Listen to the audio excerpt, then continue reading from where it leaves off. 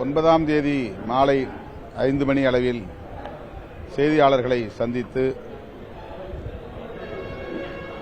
வெளியிலிருந்து எங்கள் ஆதரவை நல்குகிறோம், நிபந்தனையற்ற ஆதரவை வழங்குகிறோம் என்று அறிவித்தோம். அப்போதே சொன்னேன், அமைச்சரவையில் இடம்பெற வேண்டும் என்கிற கருத்தும் உயர்நிலை குழுவில் முன்வைக்கப்பட்டது. குறிப்பாக கட்சியின் பொதுச் செயலாளர் ரவிக்குமார் அவர்கள் அந்த கருத்தில் மிகவும் உறுதியாக இருந்தார். ஆகவேதான் 9ஆம் தேதி பகல் 12 மணி அளவில் மீண்டும் நாங்கள் கூடி பேசுகிற சூழல் உருவானது. இறுதியில் வெறும் ஆதரவை மட்டுமே நல்குவது, அமைச்சரவையில் பங்கேற்பதில்லை என்று முடிவெடுத்துதான் அறிவித்தோம். அமைச்சரவையில் பங்கேற்பதில்லை என்கிற நிபந்தனையற்ற ஆதரவு என்கிற அறிவிப்பை வெளியிட்டோம். இப்போது ஆதவ அர்ஜுனா அவர்கள் விடுதலை சிறுத்தைகள் கட்சிக்கும் இந்திய யூனியன் முஸ்லீம் லீக் கட்சிக்கும்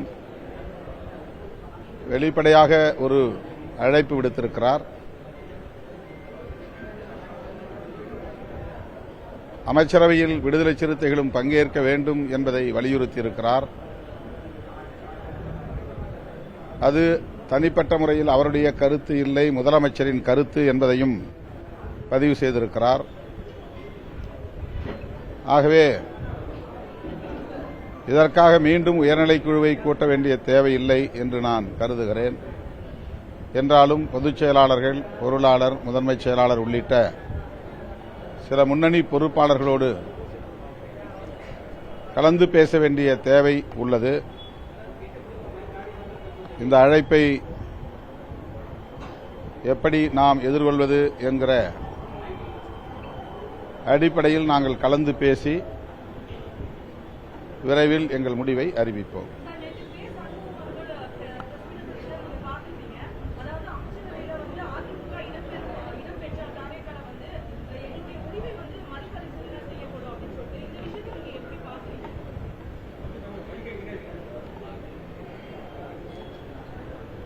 ஏற்கனவே 2-3 நாட்களுக்கு முன்னரே நான் பத்திரிகையாளர்களிடத்திலே பேசுகிற போது இதே கேள்வி எழுப்பப்பட்ட நிலையில் அதிமுகவிலிருந்து ஒரு பிரிவை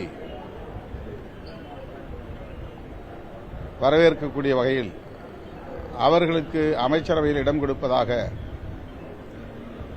சொல்லப்படுகிறதே என்று எழுப்பினார்கள். அந்த கேள்விக்கு நான் விடை சொல்லுகிற போது, அப்படி அந்த பிரிவுக்கு இங்கே அமைச்சரவையில் இடம் தரப்படுமேயானால் எங்கள் ஆதரவு நிலைப்பாட்டில் மறுபரிசீலனை செய்ய வேண்டிய சூழல் உருவாகும் என்று 2-3 நாட்களுக்கு முன்னரே பதிவு செய்தேன். தற்போது அத்தகைய முயற்சி ஏதும் இல்லை என்ற தகவலும் கிட்டியிருக்கிறது. அதிமுகவிலிருந்து விலகி இருக்கிற ஒரு பிரிவினருக்கு அமைச்சரவையில் இடம் தருவதற்கான வாய்ப்பில்லை என்கிற தகவல் தாவேகா தரப்பிலிருந்து தரப்பட்டிருக்கிறது.